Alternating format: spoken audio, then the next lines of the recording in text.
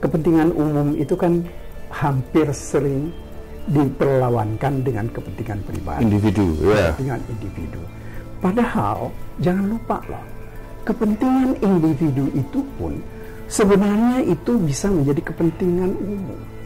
Mau dibilang penting ya penting, mau dibilang enggak ya enggak juga. Sebenarnya karena hukum adat itu tidak melarang itu. Nah, inilah yang bisa digunakan mestinya ketika ada orang hendak dihukum dengan menggunakan hukum adat. Mari kita lihat hukum adatnya itu.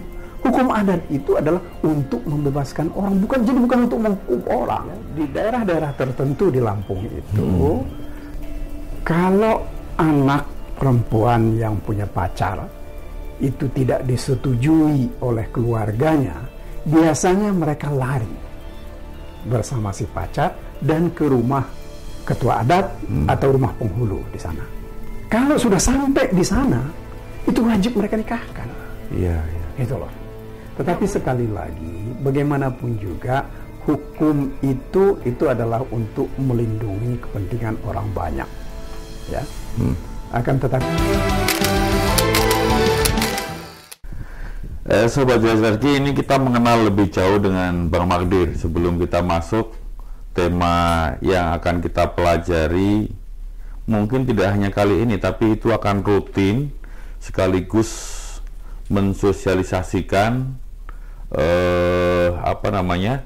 KUHP baru yang diketok di paripurna DPR itu tanggal 2 Desember tahun 2022 dan akan diberlakukan 3 tahun kemudian setelah diketok di situ. Nah, sekarang sudah hampir 1 tahun KUHP baru itu diundangkan dan dibutuhkan sosialisasi kepada masyarakat luas karena KUHP ini kan menyangkut semua hajat hidup orang banyak. Oleh karenanya CSLG punya keinginan untuk menyampaikan KUHP baru ini kepada sobat CSLG semua dalam konteks kita belajar KUHP baru bersama pakar dan praktisi. Di hadapan kita Bang Magdir tadi yang sudah kita kenal profilnya dari studinya secara akademik, beliau adalah doktor di bidang hukum. Kemudian pengalaman prakteknya sudah malang melintang dan banyak kasus yang sangat fenomenal. Dan hari ini kita minta beliau untuk memberikan gambaran secara umum sebagai pengantar bagaimana kita mempelajari KUHP yang baru ini. Untuk pertanyaan pertama, Bang, seberapa penting sih KUHP baru ini bagi negara kita? Mau dibilang penting ya penting, mau dibilang enggak ya enggak juga. Sebenarnya ini kan hukum ini kan seperti satu keputusan politik kan. Keputusan politik yang diambil oleh pemerintah bersama Dewan Perwakilan Rakyat untuk melakukan perubahan terhadap kitab undang-undang hukum pidana. Yang selama ini kan selalu dikatakan bahwa KUHP kita itu kan KUHP nyontek dari KUHP-nya Belanda. Itu loh. Nah, bahkan ada cerita yang zaman tahun berapaan itu ketika kegiatan mencoba merumuskan kembali KUHP kita ini pun yang dulu ada tokoh yang juga menghendaki supaya melibatkan pihak Belanda ditolak oleh cukup banyak orang, bahkan oleh tokoh-tokoh hukum pidana kita, karena mereka tidak ingin ada bau-bau Belandanya. Tapi kalau saya sih ya terus terang saya tidak melihat pentingnya ada bau Belanda atau tidak ada bau Belandanya. Yang penting bahwa KUHP ini adalah harus memberikan perlindungan ya terhadap hak-hak asasi manusia.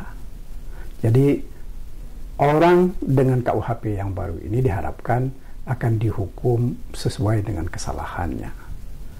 Gitu loh. Itu sebenarnya kalau buat saya ya, yang pokok itu dari KUHP ini adalah ini kan pedoman untuk menyatakan seorang bersalah atau tidak bersalah menurut hukum. Karena begini, kalau orang secara moral bersalah, kan tidak bisa dihukum dengan hukum pidana. Ya. Kalau bermoral karena etik kan, mesti itu dihukum oleh masyarakat, gitu loh. Nah, tetapi kalau hukum pidana ini kan negara yang ikut campur. Betul, untuk menghukum orang. Nah, meskipun begini, saya masih yang saya rasakan bahwa hukum pidana kita ini masih berat sekali pada keinginan menghukum. Ya, segala perbuatan-perbuatan itu dirumuskan sedemikian rupa bahwa orang itu harus dihukum. Sedangkan kalau kita lihat literatur dari zaman kapanpun, kan cukup banyak sebenarnya, meskipun baru populer tahun 50-an, apa yang mereka sebut sebagai kegiatan-kegiatan yang tidak perlu menghukum orang, gitu loh.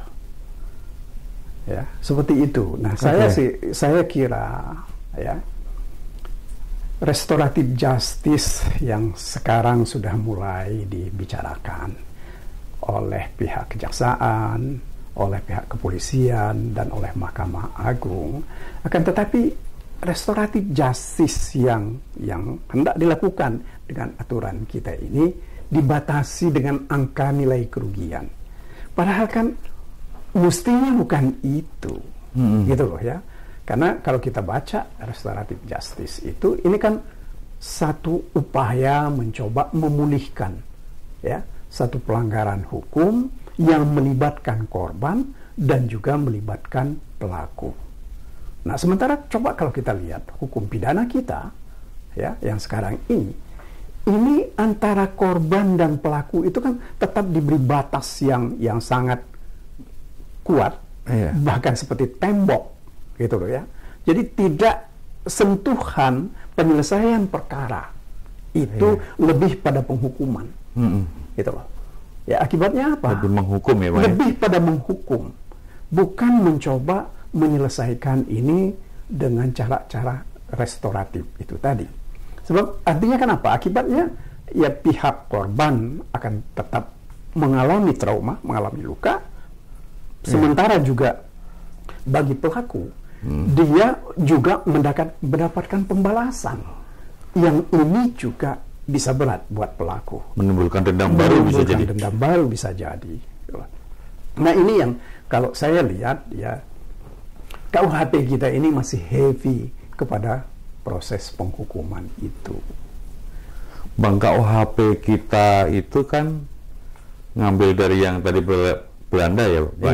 Ya. Di aturan peralihan konstitusi kita, kemudian memberlakukan KUHP Belanda ke negara kita. Dengan beberapa undang-undang, bahkan terakhir itu salah satu diantaranya Undang-Undang Nomor 1 tahun 46, diambil alih KUHP itu sebagai KUHP yang berlaku di Indonesia. Dan jangan lupa, ini KUHP-nya Belanda ini pun kan mereka ambil dari Prancis yang sebelumnya dari Romawi.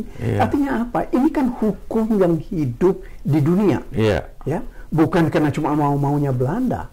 Meskipun kalau kita coba lihat, ikuti perdebatan di parlemen Belanda tahun 1881 itu cukup luar biasa.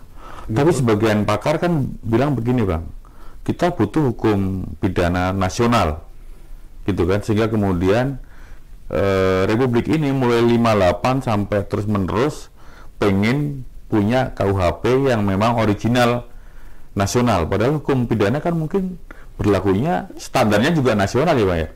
Standar pidana itu kan internasional sudah. Jangan lupa ya, hukum pidana yang pertama itu hukumnya Hammurabi.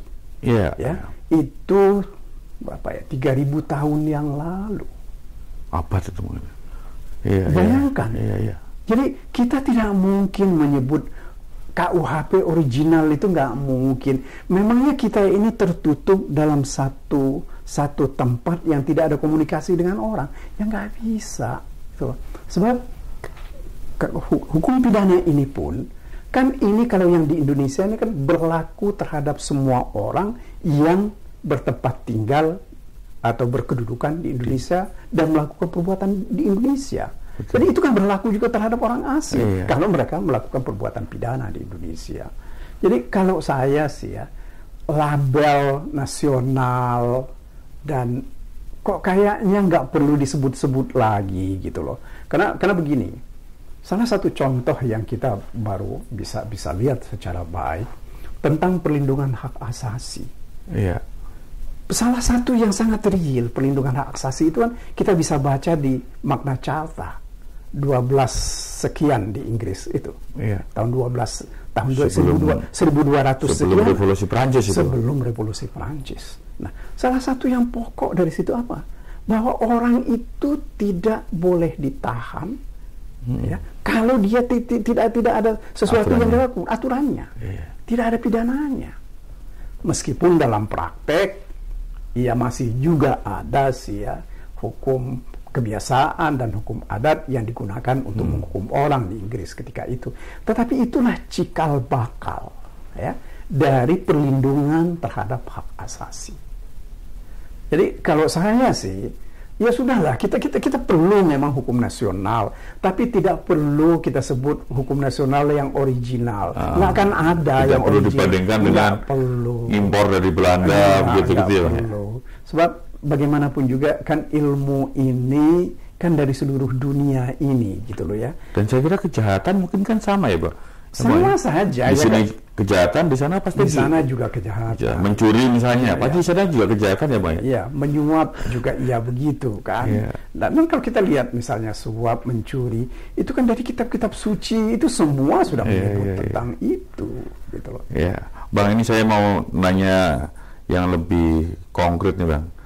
Salah satu pertimbangan lahirnya KUHP baru itu di poin C itu disebutkan bahwa materi hukum pidana nasional juga harus mengatur keseimbangan antara kepentingan umum atau negara dan kepentingan individu, antara perlindungan terhadap perilaku tindak pidana dan korban tindak pidana, antara unsur perbuatan dan sikap batin, kemudian antara kepastian hukum dan keadilan, antara hukum tertulis dan hukum yang hidup dalam masyarakat, antara nilai nasional dan nilai universal, serta antara hak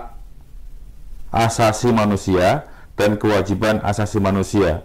Bang, ini kalau dijabarkan ini sudah beberapa judul paper nih, Bang. Iya. Ini saya mohon penjelasan secara umum dulu mungkin, Bang. Begini, ya ini itu yang saya sampaikan di awal tadi bahwa salah satu di antaranya yang kita harus pahami cukup banyak dari satu paragraf ini yang dikandung atau dikehendaki oleh paragraf ini di dalam hukum pidana kita. Ya misalnya, ini kan tadi dikatakan misalnya adalah untuk melindungi kepentingan masyarakat, kepentingan umum, kepentingan negara, ya, juga melindungi kepentingan pribadi dan seterusnya. Yang menjadi masalah adalah dalam praktek kita, sepanjang yang saya pahami, kita itu yang kita sebut sebagai kepentingan umum atau kepentingan negara, yang konkret itu seperti apa sih? Ya, undang-undang sendiri tidak menyebut seperti itu. Apa sih yang kita sebut sebagai kepentingan umum? Meskipun ada dalam penjelasan, tetapi juga tidak begitu jelas. Bang, saya ingat ini, Bang. Waktu Pak Harto itu diproses di peradilan setelah lengser, kemudian kejaksaan menggunakan asas oportunitas itu. Itu kan alasannya kepentingan umum, Bang. Itu apa maksudnya, Bang? Iya, inilah yang saya nggak begitu paham ketika itu ya. Sampai sekarang terus terang kita bicara tentang kepentingan umum ini, kan kita harus lihat ke lebih pada perdebatan politik dan perdebatan filsafat, ya. Nah, kepentingan umum ini kan selalu kita artikan adalah untuk kebaikan bersama. Kan kira-kira seperti itu kan.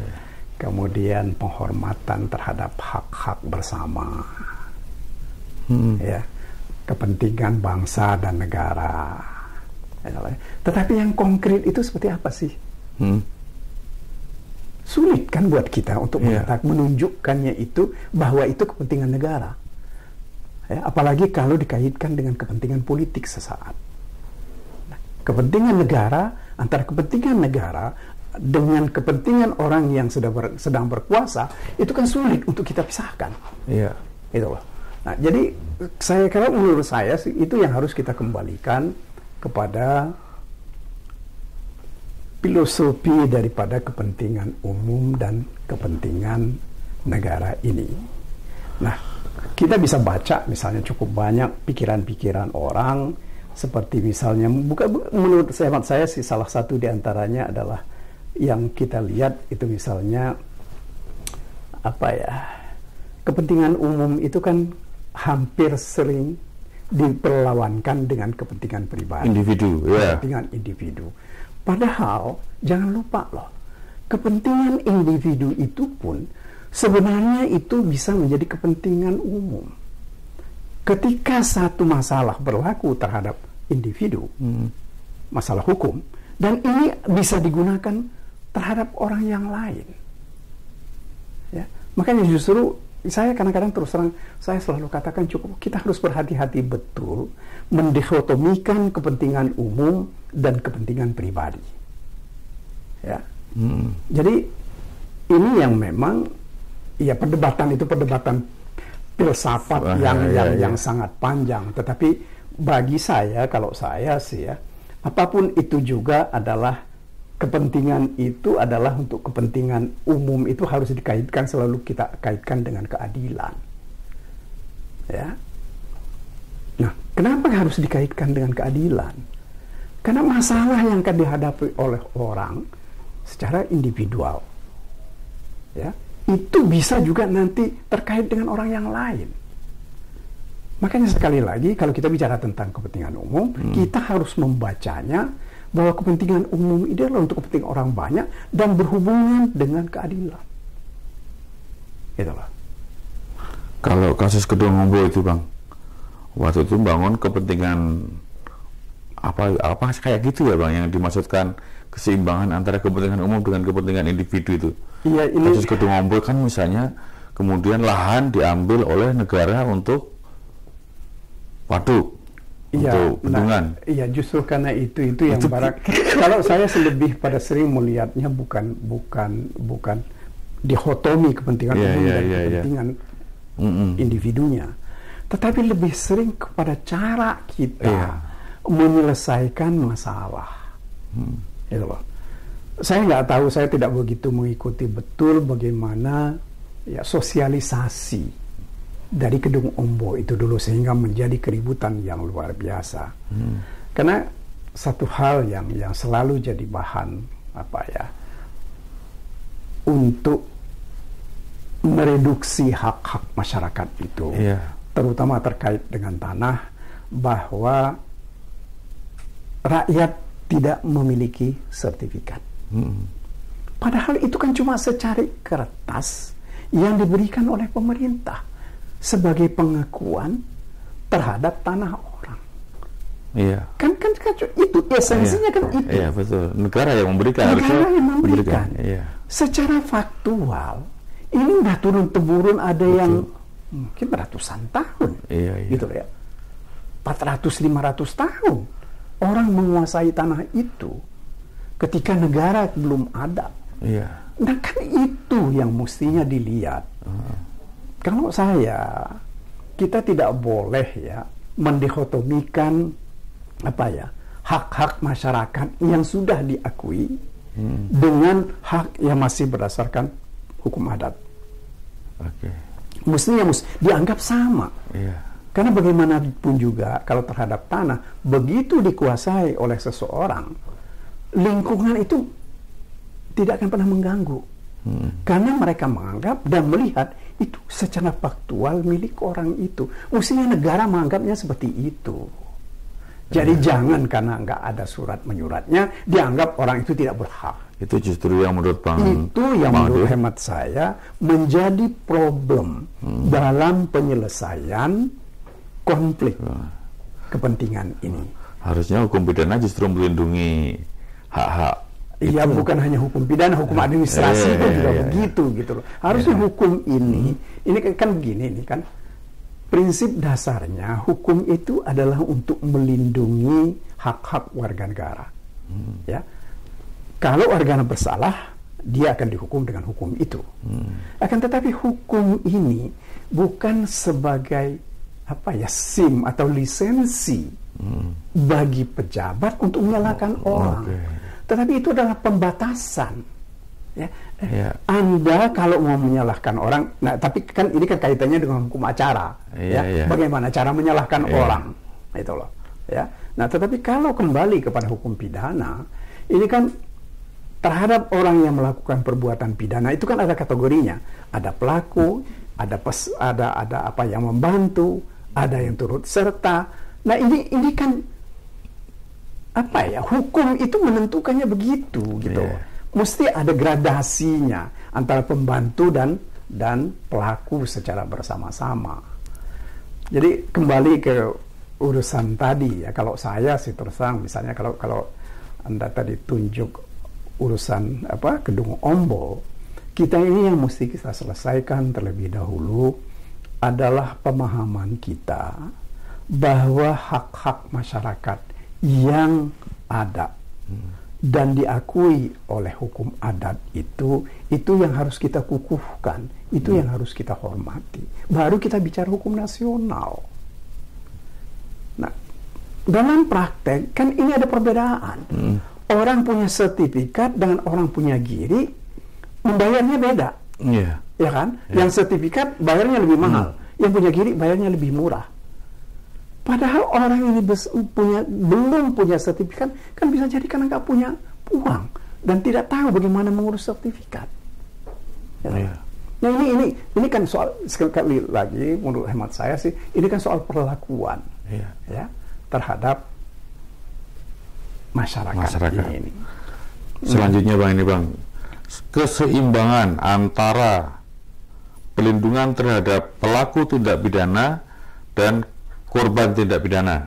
Jadi ya itulah KUHP baru itu. Ya maunya begitu. Tetapi ini kan yang kita masih belum faktanya belum ya, Bang. Belum jelas nanti seperti apa. Karena ini akan terkait dengan hukum acara pidana. Oh iya. Ya. Restoratif justice itu adalah ini, keseimbangan perlakuan hukum terhadap korban dan terhadap pelaku.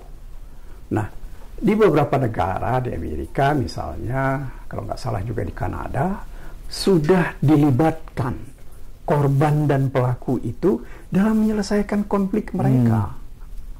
Nah, kita ini bisa nggak? Kalau yang ada sekarang seperti saya sampaikan tadi, bahwa kita ini masih dibatasi. Orang boleh menyelesaikan masalah hukum mereka ini dengan restoratif justice itu kalau nilai kerugiannya 2 juta. Kan bukan itu esensinya. Ya. Kok soal hak dan penghormatan terhadap hak asasi kok nilainya dengan uang gitu loh ya. Tetapi yang mestinya kan dinilai bagaimana perasaan mereka, bagaimana keterlibatan dan keinginan mereka menyelesaikan masalah. Itu Pak. Ya. Jadi kalau saya ke depan ini kalau bicara tentang prase itu tadi, yang harusnya itu kita harus jelas dengan aturan yang jelas. Bukan seperti yang terjadi sekarang ada surat edaran dari Mahkamah Agung, kemudian peraturan kejaksaan, kemudian juga kalau saya nggak salah ada peraturan Kapolri tentang restoratif justice. Ini harus masuk dalam satu ketentuan undang-undang. Saya tidak tahu apakah bisa masuk di dalam hukum acara pidana. Ya, saya kira masuknya di situ nanti. Sehingga ukurannya itu bukan subjektif. Subjektif itu hanya pada nilai mungkin, nilai atau angka ganti rugi, itu loh ya kan. Jadi prinsipnya mencari titik temu, mencari titik temu antara kepentingan pelaku dan kepentingan korban. Nah, fasilitatornya aparat penegak hukum, gitu loh. Ya. Iya. Jadi bukan seperti sekarang aparat penegak hukum kan cuma menegakkan hukum, menghukum orang, gitu loh. Ya, jadi semangatnya KUHP baru mungkin ke arah sana, Bang. Kita harapkan, ya, tetapi kan nggak mudah juga, gitu loh. Harus ada perangkat hukum yang lain yang mesti. Bang Magdir merekomendasikan ini harus dituangkan lebih lanjut di KUHP ya, Bang ya. Dalam KUHP yang lama ini, yang ada sekarang yang kita sebut sebagai karya agung ini, ya harus segera dilakukan perubahan untuk mengikuti ini, menegakkan hukum pidana ini. Terus keseimbangan antara hukum dan keadilan. Ini terlalu pasti filosofis dan perdebatannya. Iya, perdebatan ini tentang hukum dan keadilan ini kan seperti telur dengan ayam, kan mana yang duluan, gitu loh ya. Akan tetapi menurut hemat saya, bagaimanapun juga kan hukum itu harus untuk keadilan kan, gitu loh. Nah, hukum itu bukan untuk kepentingan, tetapi adalah untuk menegakkan keadilan. Keseimbangan itu ya seperti itu, dalam arti bahwa begini, ketika orang itu dihukum akan menjadi adil kalau dia dihukum sesuai dengan kesalahannya. Iya. Nah, dalam praktek hukum kita, saya mau ambil satu contoh yang agak, ya saya nggak tahu apakah akan dilihat orang secara baik atau tidak. Salah satu contoh saja begini.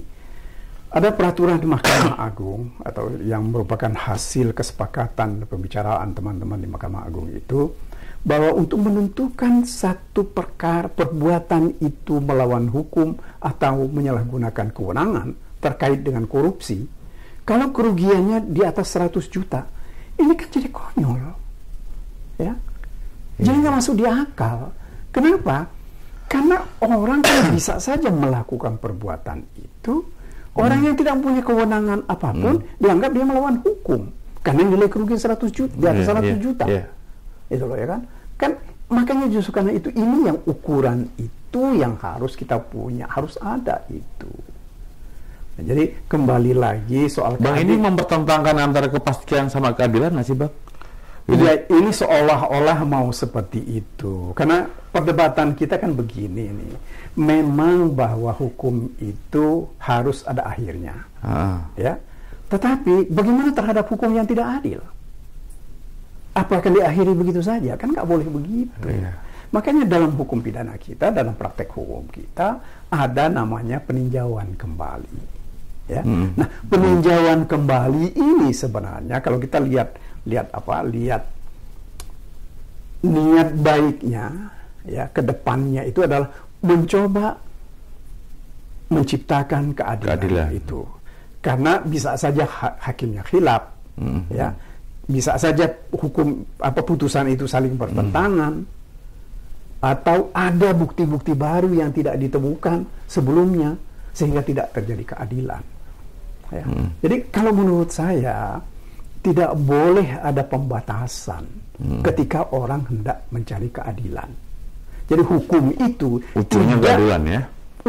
Gunanya hukum itu apa sih? Menciptakan keadilan. Ya. Nah, jadi tidak boleh, kalau menurut saya ya, tidak boleh ada pembatasan terhadap proses mencari keadilan itu. Kemudian, nah ini agak menarik, Bang.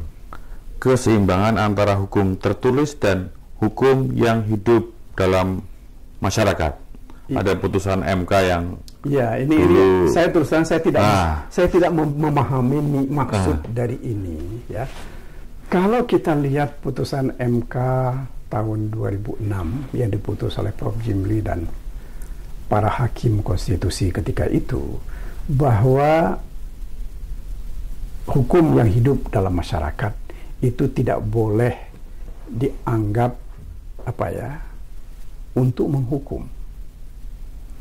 Sayangnya mereka, ini buat saya ya, tidak menerangkan mestinya hukum yang hidup dalam masyarakat itu memang bukan untuk menghukum, tetapi untuk membebaskan orang kalau orang itu diproses secara hukum. Ya, jadi kan kebiasaan biasa dalam praktek hukum kita ya.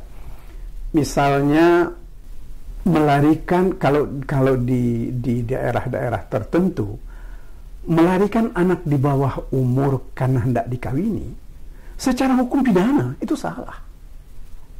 Ya. Tetapi hukum adat di daerah-daerah tertentu seperti di Lampung itu nggak ada masalah, itu memang haknya orang. Nah, kan nggak mungkin ketika orang tuanya melapor, anak yang dibawa oleh pacarnya dipidanakan si pacar ini. Mestinya, karena hukum adat itu tidak melarang itu. Nah, inilah yang bisa digunakan mestinya ketika ada orang hendak dihukum dengan menggunakan hukum adat. Mari kita lihat hukum adatnya itu. Hukum adat itu adalah untuk membebaskan orang, bukan untuk menghukum orang. Ya. Jadi saya lihat di sini, saya merasakan seolah-olah ya, bisa jadi saya salah, dengan pasal yang ada ini, kalau tidak ada hukum pidana, hukum adat itu boleh digunakan untuk menghukum orang. Saya kira ini, menurut hemat saya ya, ini satu pikiran yang tidak sepatutnya. Apalagi kalau kita ikuti pikiran dari putusan Mahkamah Konstitusi ketika itu, karena masing-masing daerah itu kan punya terminologi, punya kebiasaan yang berbeda, sehingga tidak mungkin hukum adat itu digunakan untuk menghukum. Ya. Jadi sekali lagi, kalau saya, hukum adat itu boleh digunakan, tetapi bukan untuk menghukum, tetapi untuk membebaskan orang. Saya membayangkan begini, Bang, keseimbangan antara hukum tertulis dengan hukum yang hidup di masyarakat itu lebih, kemudian ada pengakuan terhadap hukum adat, tapi formalisasinya gimana ya? Mungkin nggak, misalnya di Padang dia punya hukum adat, punya instrumen-instrumen adat mungkin. Nah, itu kemudian ketika mengadili mereka dalam tindak pidana yang diatur di KUHP pun bisa menggunakan hukum adat itu. Bisa nggak, Bang, itu? Iya, bisa saja diartikan seperti itu. Kalau saya sih nggak ada masalah, tetapi sekali lagi, ya, ketika orang, kalau saya itu seperti saya katakan tadi, kalau hukum adat itu mau digunakan dalam satu proses hukum, itu boleh digunakan kalau untuk membebaskan orang, bukan untuk menghukum orang. Karena dalam praktek hukum kita dimanapun di dunia ini, orang itu hanya boleh dihukum kalau ada aturannya. Iya, betul. Gitu ya kan? Iya. Dan aturan itu ada sebelum perbuatan itu dilakukan. Betul, iya. Nah, makanya itu yang saya sampaikan tadi. Mesti kalau membebaskan, why not? Kenapa tidak? Spiritnya untuk membebaskan adalah untuk membebaskan masyarakat. Iya. Contohnya tadi kalau misalnya Mas Jambe gitu ya, sebut aja namanya Mas Jambe, membawa perempuan yang sudah dewasa yang mau dinikahi. Anak di bawah umur, misalnya belum dewasa. Anak di bawah umur. Iya kan? Kemudian dia ditangkap polisi. Iya. Ini melarikan anak orang. Iya. Kemudian mau dipidana. Padahal adatnya memang begitu tradisinya. Tradisinya. Makanya itulah digunakan. Ini tidak boleh orang ini dipidana. Mas Jambe sedang dong, Bang, kalau gitu ya. Iya, pastilah. Gitu loh ya. Kalau di Lampung kan seperti itu. Oh iya, iya. Ya, di daerah-daerah tertentu di Lampung itu, kalau anak perempuan yang punya pacar itu tidak disetujui oleh keluarganya, biasanya mereka lari bersama si pacar dan ke rumah ketua adat atau rumah penghulu di sana. Ya, kalau sudah sampai di sana, itu wajib mereka nikahkan. Iya, iya. Gitu loh.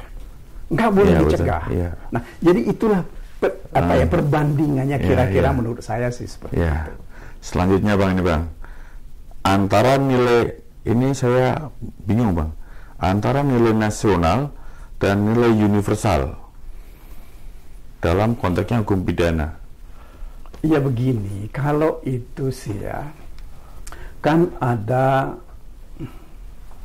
hal-hal yang menurut hukum nasional kita itu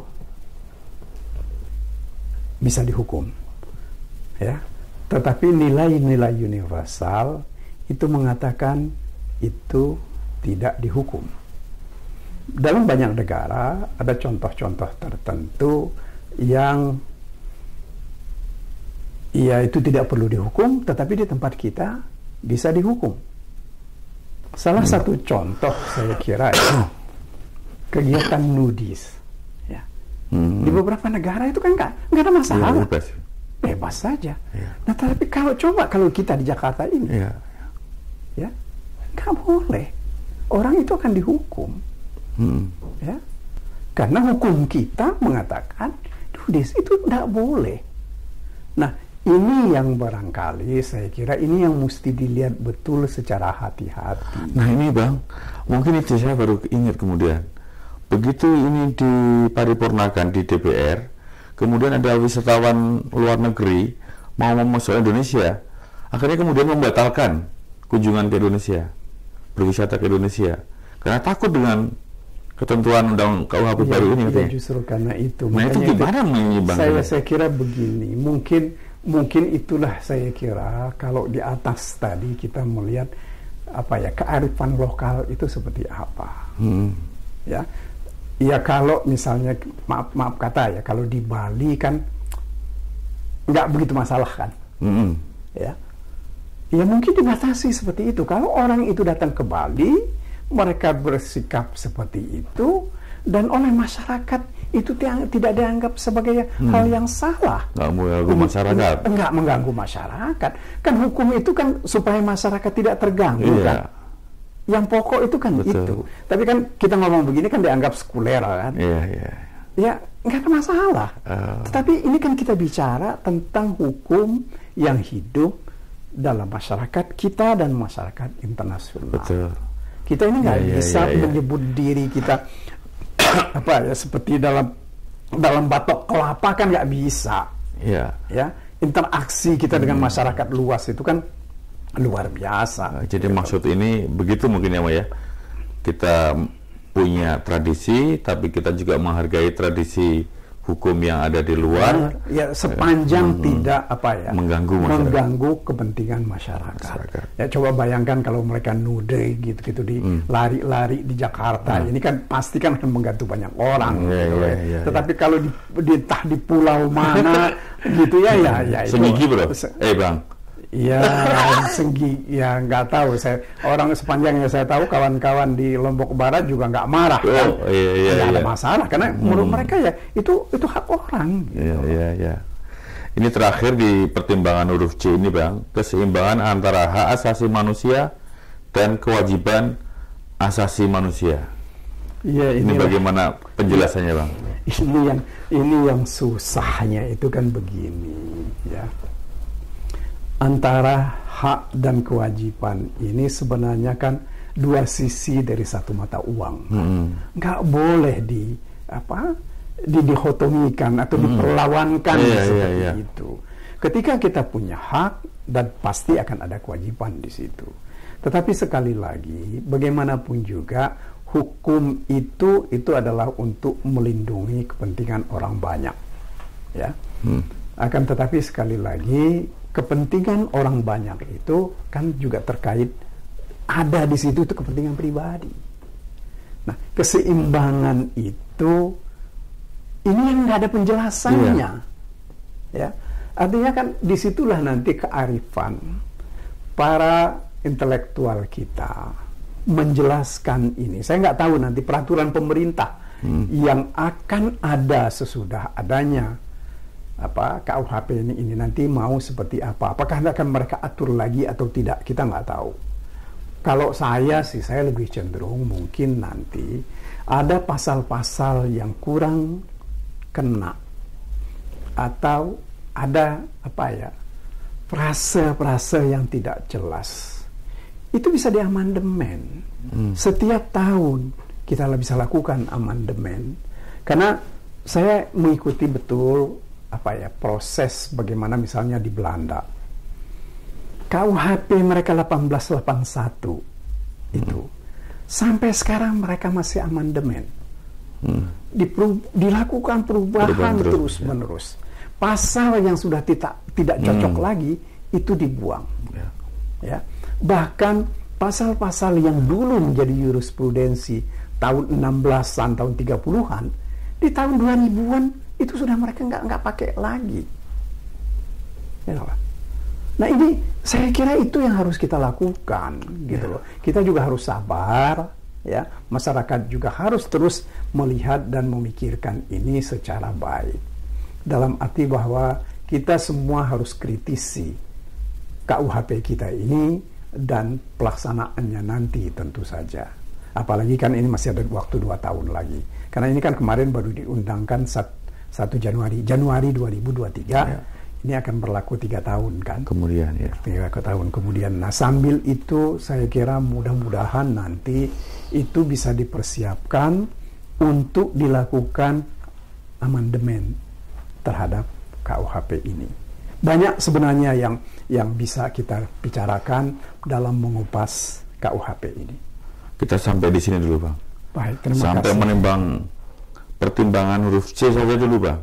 Ini kita sudah kayaknya membuka banyak pelajaran lama yang harus kita baca ulang untuk melihat situasi fakta-fakta di masyarakat. Iya. Iya, saya kira mesti kita lihat lagi bagaimana pikiran-pikiran dari Aquinas, kemudian Cicero, dan lain-lain tentang kepentingan umum itu tadi, tentang keadilan, gitu loh ya. Ada satu adagium yang selalu dipakai oleh dan digunakan oleh banyak orang bahwa lebih baik membebaskan 1000 orang daripada menghukum 1 orang. Ya. Iya. Prinsip hukum pidana begitu. Prinsip hukum pidana seperti itu satu. Kemudian kedua, prinsip dari hukum pidana ini adalah ultimum remedium, pengembalian kerugian, bukan mempidanakan orang yang berlama-lama. Bayangkan di Belanda itu penjara itu sudah jadi tempat wisata. Nah, kalau kita, penjara kita penuh dengan orang. Saya kira ke depan itu yang kita harapkan, bahwa dengan hukum pidana yang baru ini akan ada pengurangan orang masuk penjara. Lebih banyak mengedepankan penyelesaiannya dengan restoratif justice. Begitu menurut saya. Terima kasih Bang Mahathir. Terima kasih. Ini luar biasa pelajaran pertama kita di acara belajar bersama pakar dan praktisi ini. Ini langsung Bang Mahathir yang membuka acara kita. Sobat JSLG Official, kita ke depan akan mengulas KUHP baru itu mulai dari, ini baru ketentuan menimbang. Kemudian ke depan kita akan mulai pasal-pasal. Mulai dari pasal 1, 2, 3, mungkin per bab nantinya. Dan saya berharap teman-teman Sobat JSLG Official bisa mengikuti terus-menerus, bisa subscribe, share, dan komen terhadap apa sajian kita ini, karena itu penting untuk memahami KUHP baru, dan yang konon katanya ini KUHP yang memang dicita-citakan sejak kita merdeka waktu tahun 1945. Sobat JSLG Official, dari saya kita akhiri, saya undur diri. Assalamualaikum warahmatullahi wabarakatuh. Terima kasih Bang Mahathir. Terima kasih. Saya berterima kasih betul.